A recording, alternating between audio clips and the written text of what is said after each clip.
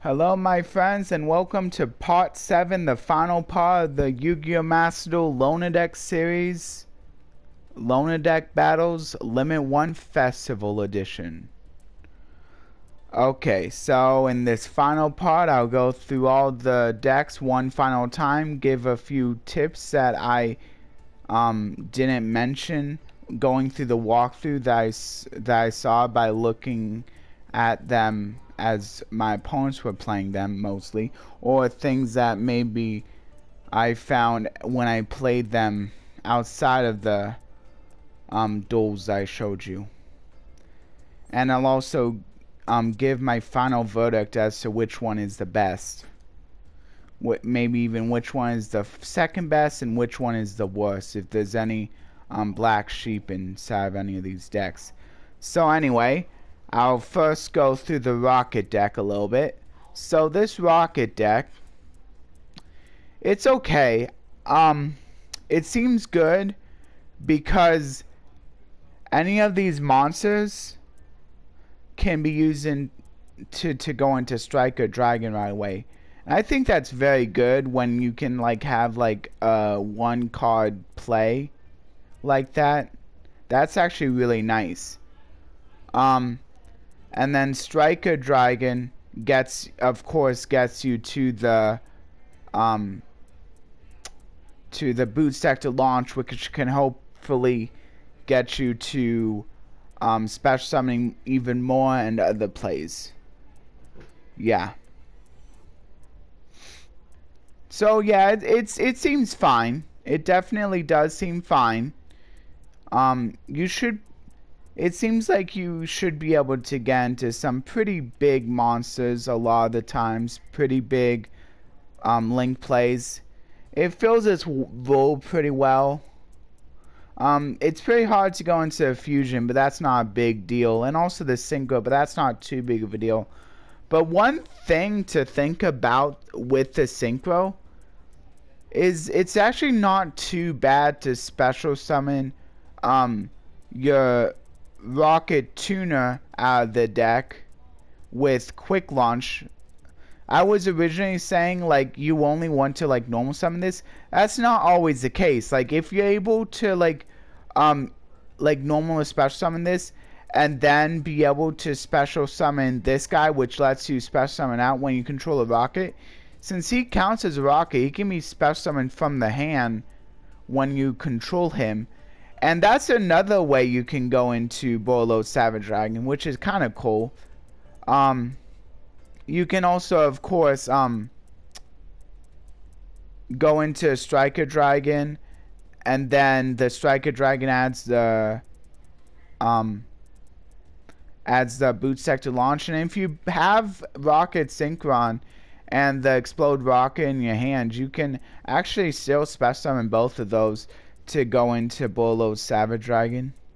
So yeah, there's a few other ways. This is necessarily not dead if it can't be normal summoned. And that's also something to think about, especially if you have a way, if you have the quick launch to be able to special summon it from the deck. Or if you have a chance to be able to special summon it from the deck. It might not be so bad. If one of your Rockets is destroyed during your opponent's turn and you have the chance to be able to special summon from your deck, it might not be such a bad choice if you're able to get a level 7 monster on the field outside of its effects, which there are a few ways. So definitely don't count it out completely if you're not able to normal summon it. Because of course being able to special summon from the deck is pretty good, since special summoning something from the deck is way easier than normal summoning something from the hand, because you get to search your whole deck through that. I mean, if that makes sense. I'm trying to explain it as best as I can. So yeah, that's something to think about. Also, it's kind of cool that's the only deck that has the Mere Force Launcher Magical Cylinders plays. I mean, magical cylinders is usually not that great, but sometimes if your opponent is out of resources and like isn't able to actually get rid of your traps, like it might be good, like as like a surprise thing where like magical cylinders to get to magic cylinders. But of course I would say Mere Force Launcher is still better.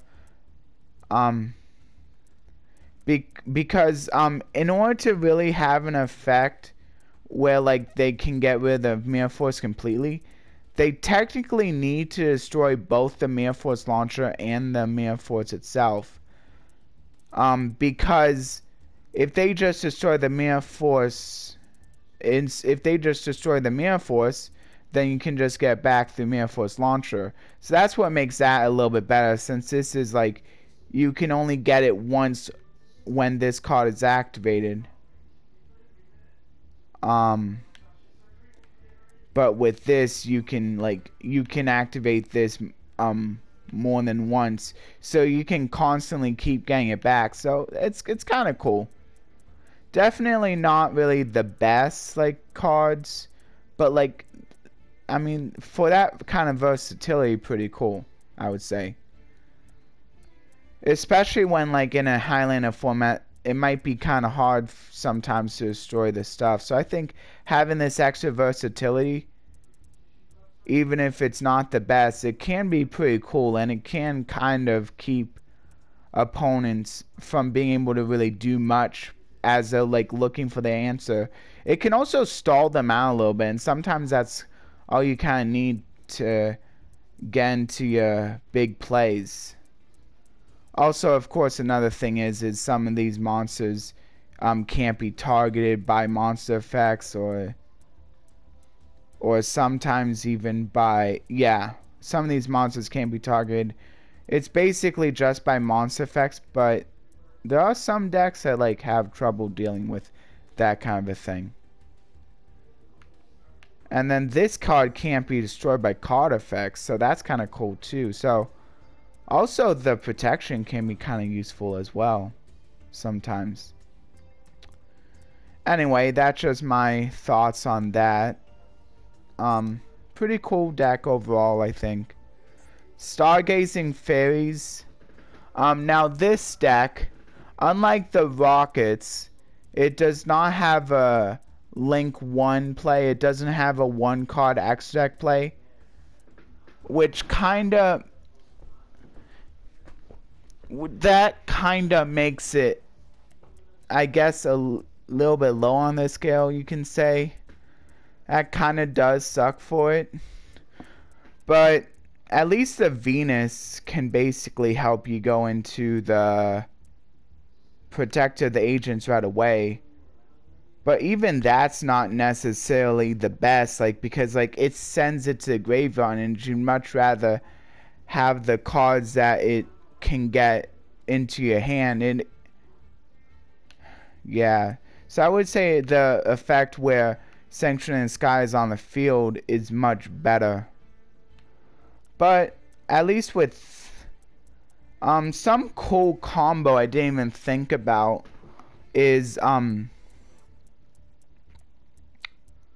the Agent of Miracle Jupiter is plus Neptune has kind of cool synergy with it, because you can discard Neptune to special summon this Jupiter in your hand, and then you can use the Jupiter effect to banish the Neptune, and then when Neptune's banished, you get to search for a Sanctuary in the Sky. It has to be the original, has to be specifically the field spell, but that can help you activate other effects. Like now, the second effect of Jupiter can come into play, where it can either maybe special summon the Neptune to go into Protector of the Agents, and now that Protector of the Agents, now that you have the Sanctuary in the Sky on the field, you can now use the Protector of the Agent's second effect to add Earth. And since you didn't normal summon yet, you can normal summon the Earth to add Hyperion, since either of your Hyperion main deck, oh, it has to be the Master Hyperion, but still, that's really good. And then you can search for specifically the Master Hyperion, and then you can like special summon him right away, either by banishing your Earth or your Jupiter. Earth is probably the better one to banish. And then, I mean, it doesn't... And then you still have the Neptune in the graveyard. So you can even, like, use its effect at least once right away. Or, I mean, I guess you could also... Wait, no. Your Jupiter and your Neptune would be in your graveyard at that point. So... But, I mean, you could, banish the... you could always banish the Protector if you really want to get its effect off twice. That would probably be the... Well, actually, which one would be the better one to banish? Probably the Agent of Mystery Earth would probably be the better banish. Because then you also have this, like you have yet another... So you basically end off with three destroys. Like, you have two with Master Hyperion with both the Neptune and the Jupiter in your graveyard, because they were used for link materials of Moon, Protected Agent's Moon. And then you have another destroy of any card. These are all of any card with Protected Agent's Moon. You can... It's probably best to just tribute her off to destroy a card. So yeah, that's pretty nice. Like, so those two cards alone basically makes it so that you can end on 3 destructions.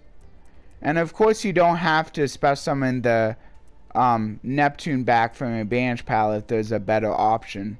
But that's like something to think about, like maybe if you're going second. That's a way to get rid of 3 of your opponent's cards.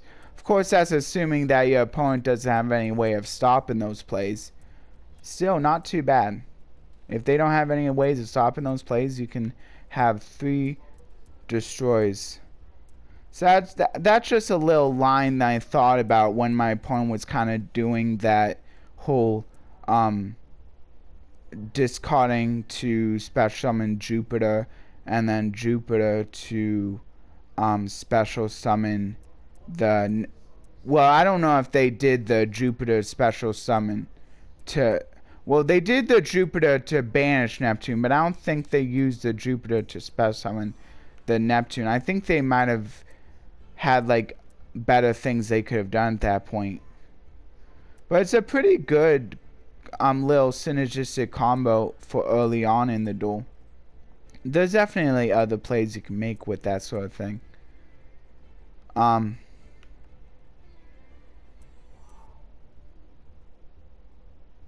Yeah. But it can be kind of hard to get into since you have to draw 2 specific cards. There are a few other ways of being able to set up the combo if you have one of these though, and like you have an Earth. Earth can basically replace one of these pieces. Because like if you have Earth, like especially if you're like able to... I mean, it's not as good because then you can't use Earth later on to add the Master Hyperion, but like if you had like Earth, and for example if you had Earth and Jupiter or something, you could normal summon the Earth to add the missing piece, the Neptune or the Jupiter.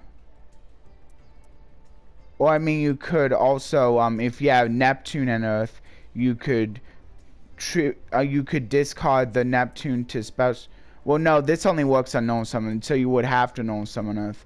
So you would simply normal summon Earth, search for either Jupiter or Neptune, whichever is the missing piece in the equation, and then you would be able to then discard the Neptune, special summon the Jupiter, and then banish the Neptune like always. You would still be able to add Oh, you also that wouldn't be as good since you would have already had the Earth. But hold on, would you be on 3 at that point? You know, some of the Earth, and then add either the Neptune, the Jupiter, and then you would special summon the Jupiter. Yeah, and then you would be able to banish the Neptune and special summon the Neptune with the Jupiter's effect after you got the Sanction of Sky off of Neptune. And then, yeah, you would have 3 materials. So then you could just go straight into Parshath and then just discard another card. And then you could also get Master Hyperion that way too. And still have... I mean, you would have 2 destructions instead of the 3, but still not too bad. And of course, Parshath.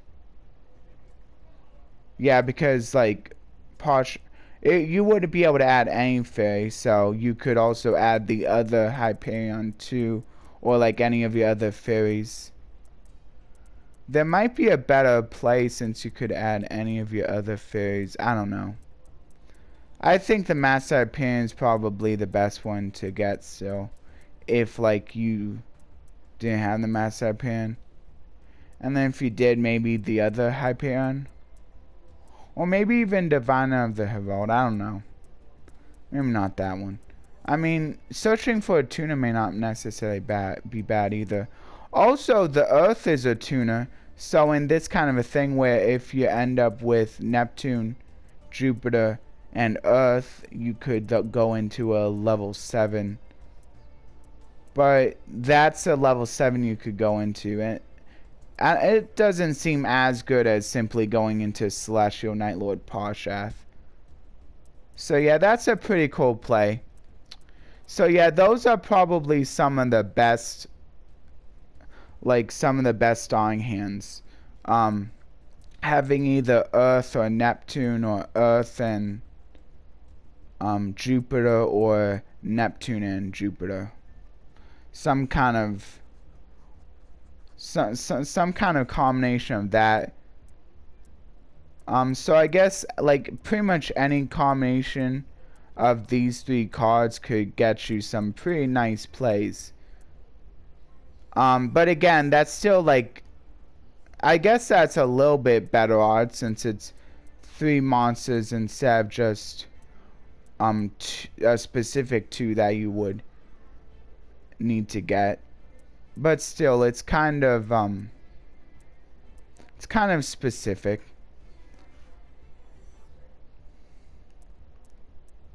But there are other ways you could like add one of your missing pieces. Like you could do Sacred Waters to add one of the missing pieces. Or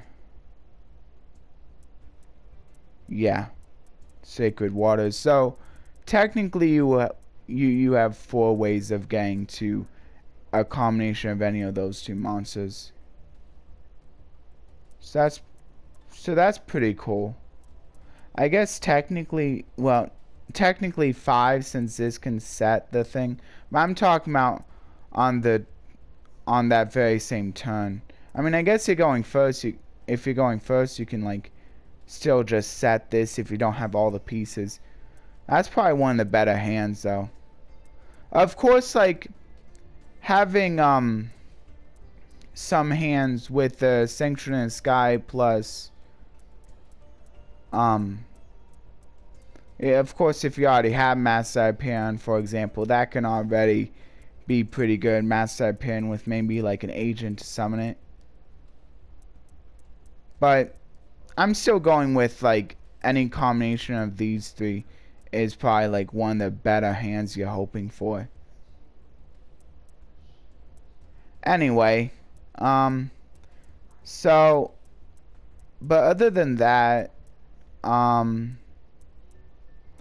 don't think there's as many good starting plays as the Rokket. And some of these cards just seem to not really do as much for the deck. Like Cupid Volley doesn't really seem to do all that much.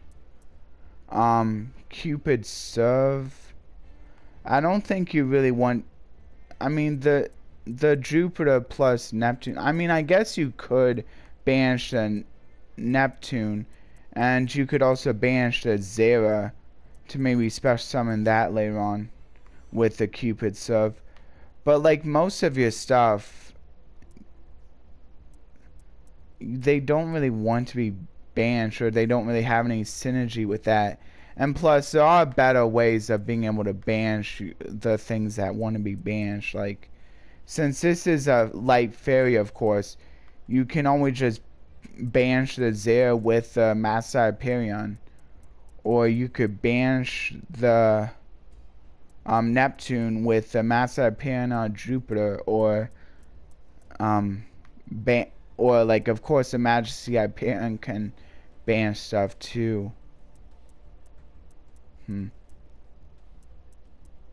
then Diviner of the Herald is a fine card, though, because since it can send the Natis, if you don't already have Sanctuary in the Sky, to destroy a card, or Executor of the Underworlds if you need to grab Sanctuary in the Sky to start some of your better plays.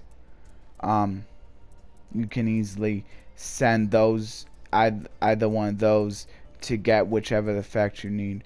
Or you could even send Neptune if you have like a Jupiter, I guess. But then like you would have to like, you won't be able to play Jupiter until your next turn since you already know summon. Yeah. Or I mean, you could also send the Majesty Hyperion since it can special summon itself in the graveyard. Or I mean, it's also pretty good if you have like Chorus in the Sky, because then that can grab whatever you whatever main deck monster you send to the graveyard if you decide to do one of those.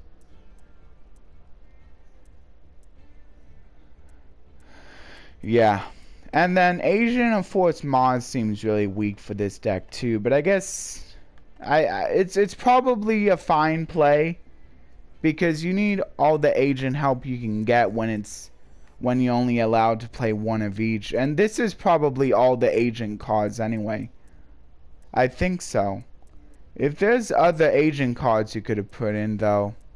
Yeah, I'm gonna check to see if there's other agent cards they could have put in, or if that was literally all that there was.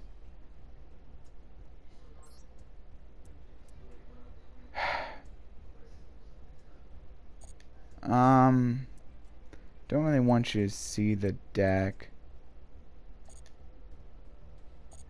Here, I bet they probably didn't ban any agents, so I'm just gonna go to one of my non-limit 1 decks. Here, I'll do that. And I'm gonna see if there's any other agents, or if that's it, because if those were all of them, I can understand why they would put in Mars. Okay. They could have also done Saturn, but that wouldn't have been good. Yeah, so it's good that they didn't put that one in. That's not that great. That one wouldn't count as an agent.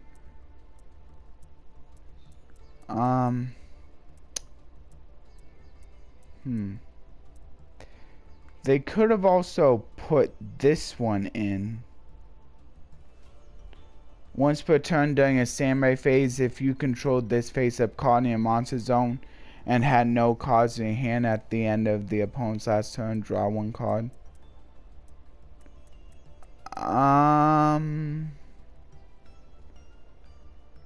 Yeah. Had no cards in your hand. I think you're probably gonna have cards in your hand.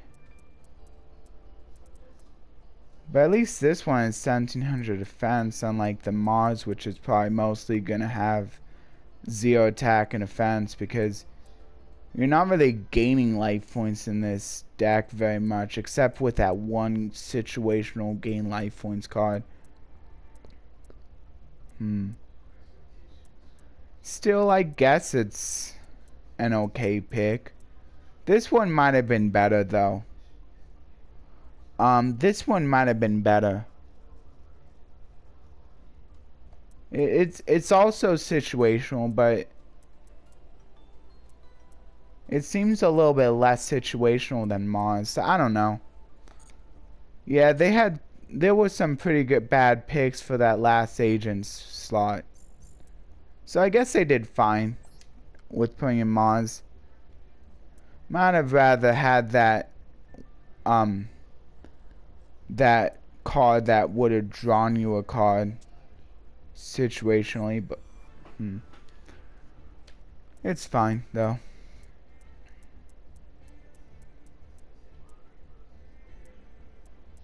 So yeah, this deck also seems pretty fine.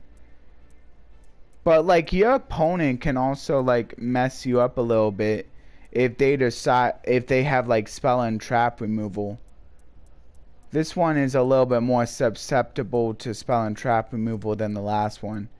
Because in the last one, if your field spell gets destroyed like after you already like use it once, that's probably not too big of a deal.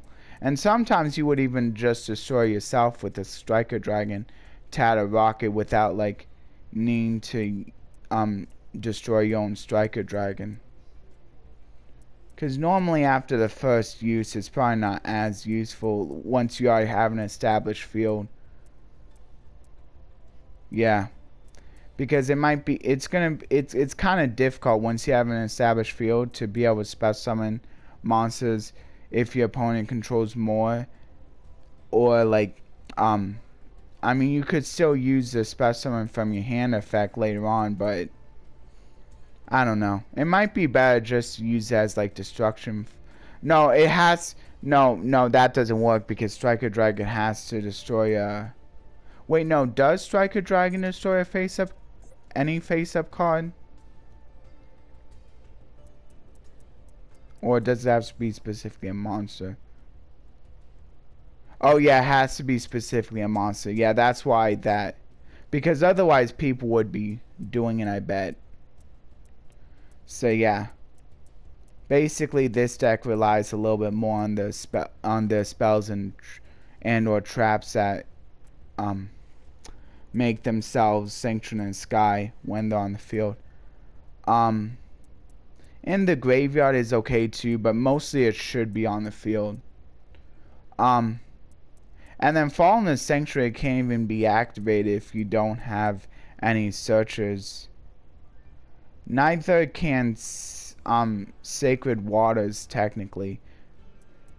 That won't, of course, always come up, but Fallen Sanctuary might come up more than Fallen Sanctuary not being able to be activated might come up a little bit more than Sacred Waters since you only have a few, since you have less targets for this one. But Sacred Waters doesn't really need to be activated anyway because it doesn't treat itself as Sanctuary in the Sky. All that it really will do is like you can't get into the graveyard as easily to protect your monsters from battle destruction, which isn't as good as being able to protect them from both destruction by battle and card effect, or even just destruction by card effect. Anyway, I think I talked about that deck enough.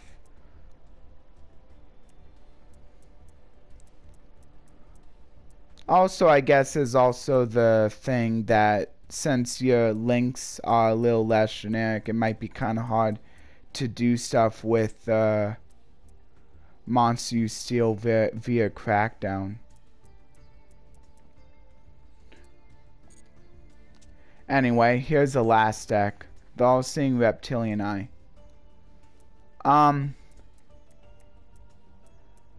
Okay, this deck seems fine too. I really like that Alien Shock Trooper and Reptilian Echidna. are both pretty good boss monsters. Pretty easy to summon. They both just call for 2 monsters. It could end up being a little bit easier to summon since you can use one of your non-reptilian monsters and reptile monster, or you could like steal something with Crackdown and use one of your reptile monsters. Also, the fact that you have like kind of a built-in kaiju that's a little bit situational, but like can like usually come up often enough, like it's kind of nice.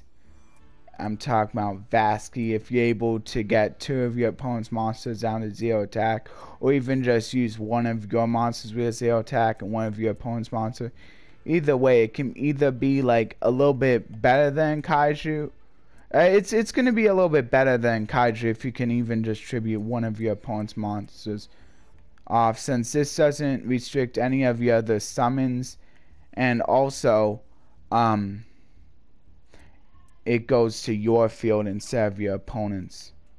And it has a pretty nice effect too, which once it's on the field can destroy another of your opponent's cards. And this can also help bypass targeting immunities too.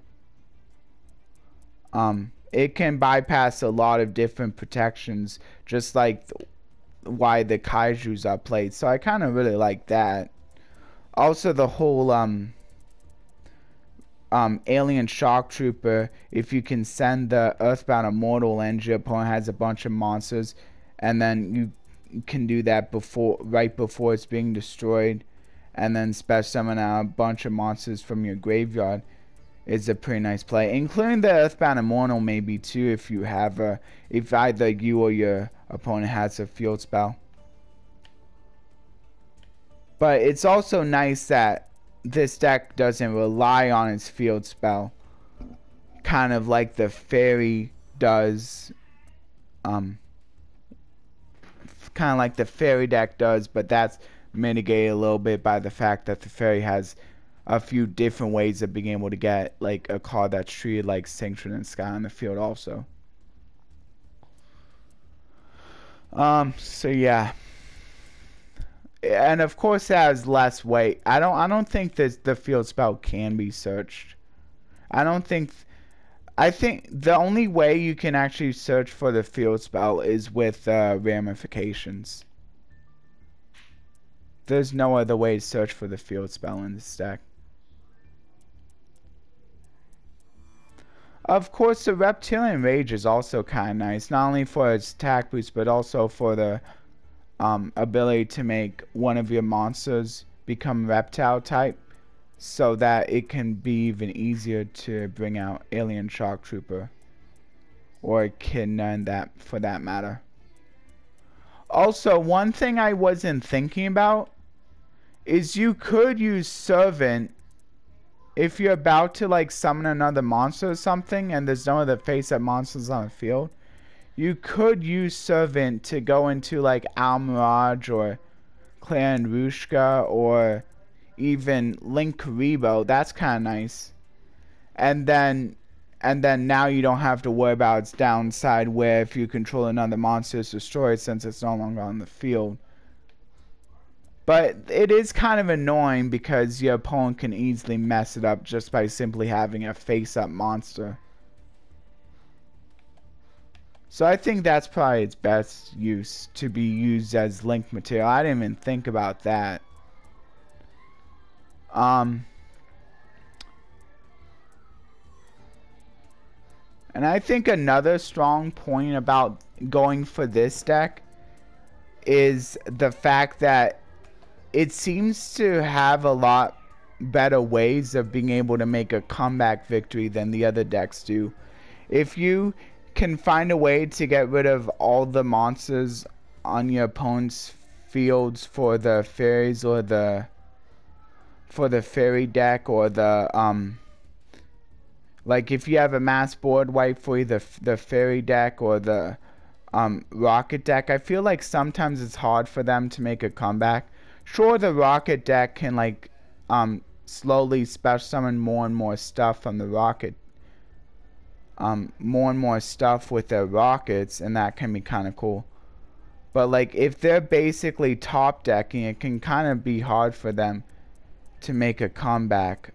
I mean, I guess if, especially if they're not like doing the loop where they're special summoning more and more rockets, which is why it's important to make sure you can get the loop going where you're special summoning more rockets from the deck if you're like in an area where you're top decking.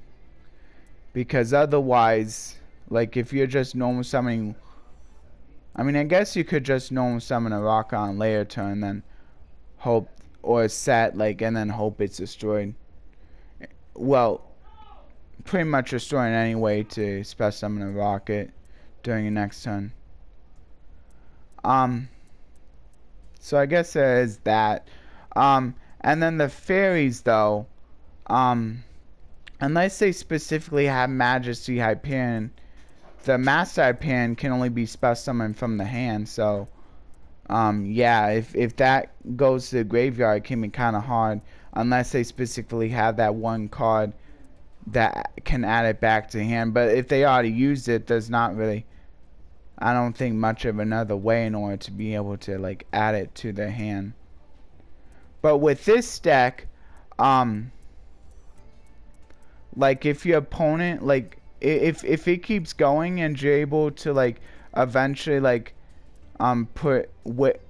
whittle some of your opponent's monsters down to 0 attack, or like if your opponent like basically does that for you by like using a scapegoat but doesn't use the tokens, or naturally has like 0 attack for whatever monsters on the field for whatever reason, you can use Echidna to search for a lot of monsters there, and that can pretty much win it for you. Even if you can only search a few, you can search some really good stuff. This Echidna can really come in clutch like later on. Also the field spell can help give your opponent 0 attack 0 attack monsters, but they already need to have a monster with 0 attack on the field pretty much. I don't know, I just feel like there's better ways of making a comeback with this deck than like the other decks have. Especially, I may be a little bit biased though because I didn't really play as many duels. I really only had one good duel with this deck that I showed on camera. But like I've had quite a few off camera, and I feel like I was able to make a comeback a few times with this deck, and like I think less so often with the other two loner decks. I don't know, maybe I'm a little bit biased because I just really like this deck. But I feel like it has a pretty solid comeback factor, especially with like Alien Shock Trooper and Echidna both being really good monsters. Like the other decks don't really get this many searches. Like Echidna, they don't really have a card like Echidna, a card like Alien Shock Trooper that can get a whole bunch of them of monsters special summon. So they have their two, basically their two best boss monsters, I'm saying, also a little bit sticky as well. Well, no, not really. This one isn't really sticky, but it does search for a bunch of cards. And since this I just feel like since it has a lot faster filtering potential, that's another thing that makes it so good. It can get cards out of your deck a lot faster than like the two other loner decks too. So that's basically the spiel there. I never did find out if Vulcan returning the old entity Hastor can still trigger its effect to take control of the monster that was equipped to when after it used its effect to equip itself to a monster. So someone can let me know there in case you're wondering what I'm talking about, it reads I'm talking about where when it's destroyed on the in the monster zone, you equip it to a target to a face-up monster your opponent controls, and when it when this card leaves the field, you get to take control of it. That's what I'm confused about, because Vulcan then says when Synchro summoned, you target one face-up card you control and one face-up card your opponent controls. Return those targets to hand. But for the rest of this turn, you cannot activate cards or the effects of cards with the same name as those returned to hand by this effect. So basically, what I'm wondering is, since like Old Entity Hastor can be Synchro summoned with one of your level 2 tuners to make Vulcan the Divine, and since it would be sent to the monster zone, I believe it would still be able to equip it. Yeah, because it's an if effect, so it would be able to get the equip right away, and then Vulcan would be able to target it, I believe, right away afterwards. So yeah. And another thing that that you could also do that I wasn't even thinking about is it also, if your opponent has a bunch of 0 attack monsters and you search for a bunch of stuff with Echidna, if one of those cards with Codal Lens, you could have like special summoned a whole bunch, and if you at least special summon one level 2 tuner, what I was thinking you could also do that's pretty cool is you could then go into Hydra and then just destroy all those monsters with 0 attack and draw a whole bunch of cards. So not only did you search for a whole bunch of monsters, but then you got to destroy a whole bunch of cards. Also, that's what makes Echidna, if it can just search out 2 monsters, that also makes it pretty good, because then she can just simply search out Codal and Lamia, or maybe if you only search out Codal even, but then if your opponent only has one, the fewer monsters your opponent has with 0 attack, the worse it becomes.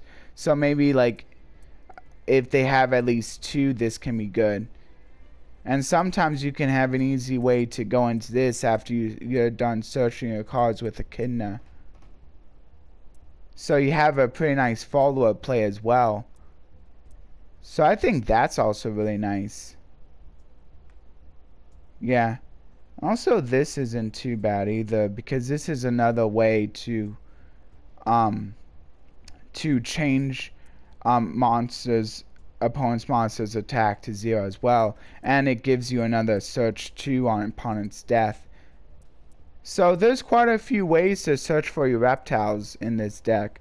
I feel like the other decks don't really have as many ways to necessarily search for your monsters, but then again, the Rockets do have their monsters that can like special summon them, but then you have to wait until the end phase in that deck, and then the fairy deck like have a few ways of searching, but like this can have the potential of being able to search for a lot. So if nothing else, I think this is the most fun out of the 3 decks. And so maybe I'm a little bit biased because I really enjoy decks that are more fun to play than necessarily being the best. I also kind of enjoy that fun factor. But I think this deck can be really good too, so because it's both fun and it can be good, I think I'm gonna give the medal the medal of best Loner deck to this Loner deck, and then I think I'm gonna give second place to Benevolent Force. But I think Stargazing Fairies I also enjoyed a lot more than Rockets, but I think Rockets is second best though. If I'm not going by fun, I still think I'll give the medal to Reptilian Eye, just because of the searching you can do. If you can do enough searching, like if you're able to get enough of your opponent's monsters to 0 attack, which it's not always the hardest thing to do, and sometimes the opponent can even make it easy, by keeping monsters with 0 attack on their field. If they can't necessarily do anything with them. Or like if they activate a scapegoat and they just for some reason keep those tokens, which happens, which you might not think should happen all that often, but it happened like at least 2 times where I saw something like that. So it can definitely happen, especially like if you can get rid of one of your opponent's scapegoat tokens, then they might not. And then if that was the only reason for playing the scapegoat was to go into the... But they probably would have... You would think they would have other plays, but not... I guess not everyone would play Link Spider, which is probably one of the other good ways of being able to get rid of a token. I don't know. This deck definitely does have potential. And then this deck also seems to be good. So I'm going to say it's definitely a close second. I'm still giving this the silver medal for being the second best loner deck.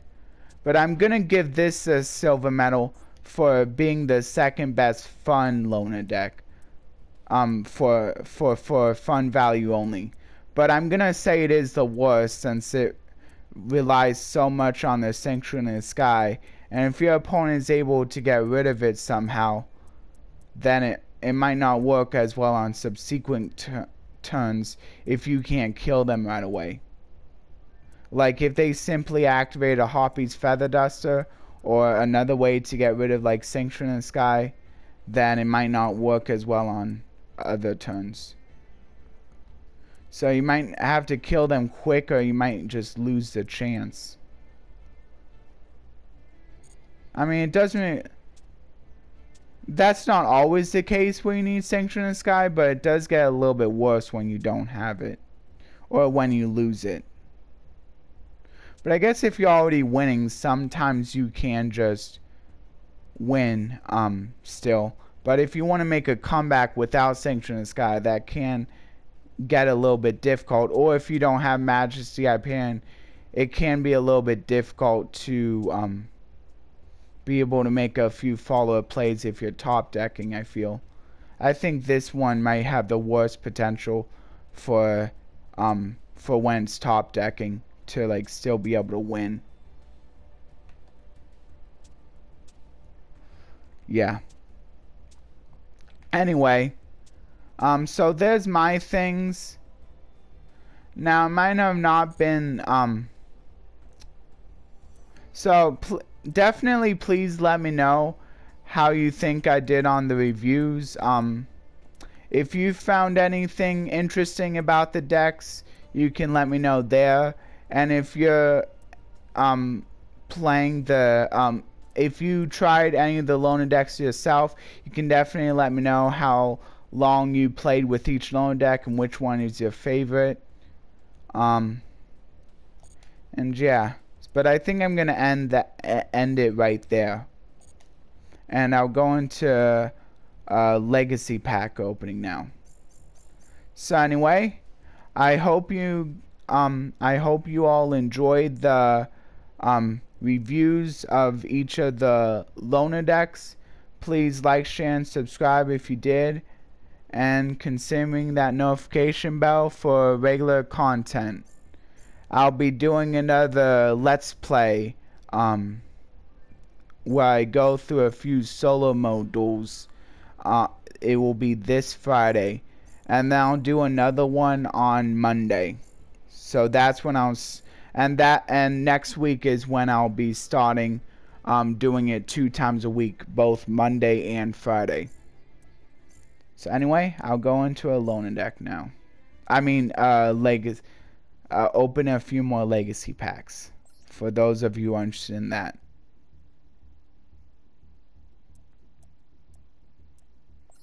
Okay, so here are the legacy packs.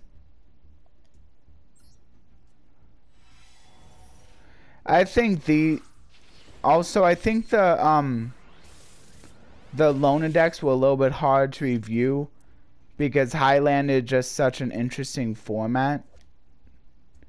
I feel like it's a little bit hard to analyze a format like Highlander. I don't know. That could just be me though.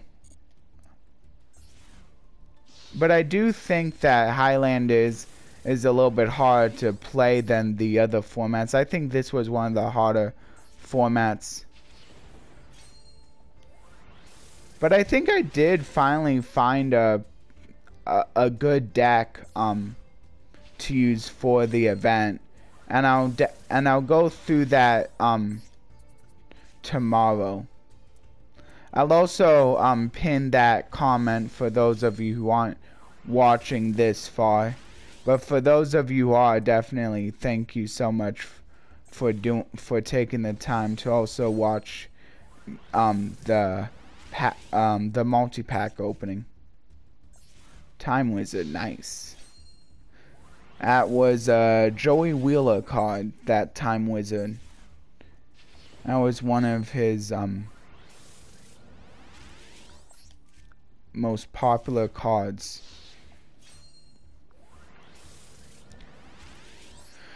Okay, so I got a Blackwing card there, nice. And then here's the final pack. Okay. So now I'll hover through these one at a time. Okay, so the Guild Dogma, I'll talk a little bit about this.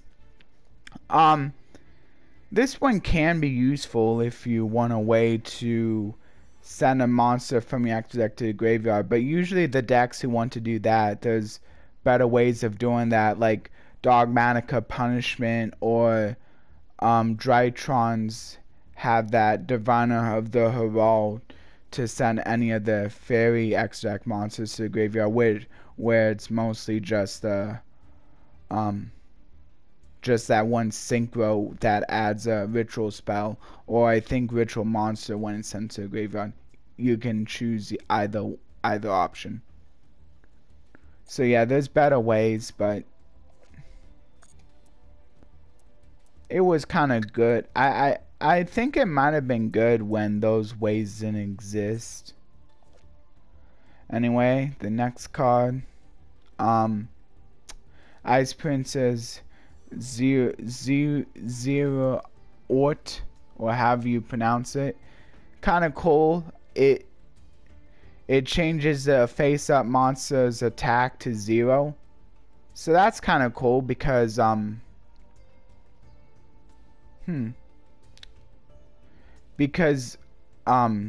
mean, I guess it could be useful for reptilians, but then you need to mix it with winged beast monsters.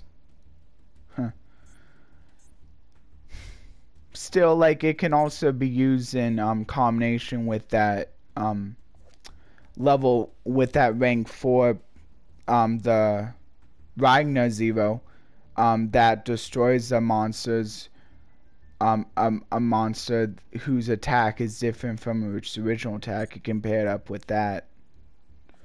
I don't know if that's worth it, but I guess if you could bring them both out, that can be kind of good.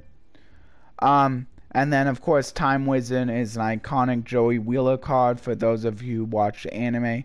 It's pretty cool. I don't think it ever saw competitive play though. It has a pretty cool effect though. It's all luck based, but it definitely has an interesting effect. And then Painlanius, I think this card would be pretty good for Raid Raptors. I think this would actually be played in Raid Raptors since it has a pretty nice special summon effect. You don't really care about taking damage that much. And also it makes its level become the same as the other monsters, so you can like just go into Exceed play right after that. So yeah, I think that would definitely be played. Then Dark Snake Syndrome. I mean, there's better burn cards out there. Like there's one that as it builds counters, it does 1000 damage for each counter. This which one actually like goes faster? I think those are both during your standby phase or something. That one can go to 8,000 in 8 turns, and this one goes to 8,000 in, I think, like 13. What? No, 200 and then 400 and then 800 and then 1600 and then 3200. I think that's how. Yeah. And then 6400. So this one definitely grows a lot higher, quicker than that other card. But it's just that the other card can go from 1000 to 2000 a little bit quicker than this can, and then can go from 2000 to 3000 a little bit quicker than this can. And then it can go from 3,000 to 4,000 a little bit quicker than this can. So if you have just simply 2 of them on the field, 2 of those can OTK your opponent quicker than, think even 2 of this can. So yeah, so that's probably the reason why that other card is played over this. I forget what it's called though. But anyway. Winged minion, I'll just go through these a little bit quicker since I don't really care much about them. Rock from the Valley of Haze is kind of cool. You get to, I don't know. The little rock is probably played a lot more since it says when it's sent from the hand to graveyard, you get to special summon instead of simply shuffling it back into the deck. Armor Breaker, Blackwing Breeze, the Zephyr. I think this is played because you can add this via Black Whirlwind and be able to special summon it right away. So maybe at least like play it at 1, since you can basically just search it pretty easily with Black Whirlwind anyway. Maliseverus Knife, Zephyr Saber, Armored Lizard, Guardian the Labyrinth, Hibikime, Alley Mine, the Flu Summoning Dragon. Pretty cool. It allows you to special summon 2 dragons when Lore of D is on your, or is on the field. So technically it can be on either player's field. Mostly it would be on your field. You don't really want to rely on your opponent all that much. But yeah, that's kind of cool. But it's not really played, like, because Lore of D isn't really played all that much. But if they added some like pretty good Lore of D support, it might be played a little more. Because that effect is to just special summon 2 dragons from hand. Seems pretty good. Weed Out, the Passive Destiny, which this card is played a lot in Nurseburn. Because in Nurseburn, it basically becomes they lose 2,000. They take your opponent takes 2,000 damage no matter what. Sure, you have the chance of also taking 2,000 damage, but if you're like, but like you don't really care about that when your main strategy is to try to kill off your opponent as fast as possible anyway. But yeah, I think my favorite card from this pack is hard one. I don't really want to say timers. I guess the okay, I guess it can be the Fluter Summoning Dragon. It seems just because it seems like it could have potential. Like if they add enough Lore of D support, and if they make a like that sort of thing good enough, then maybe it can see some play. So it has the potential of being really good.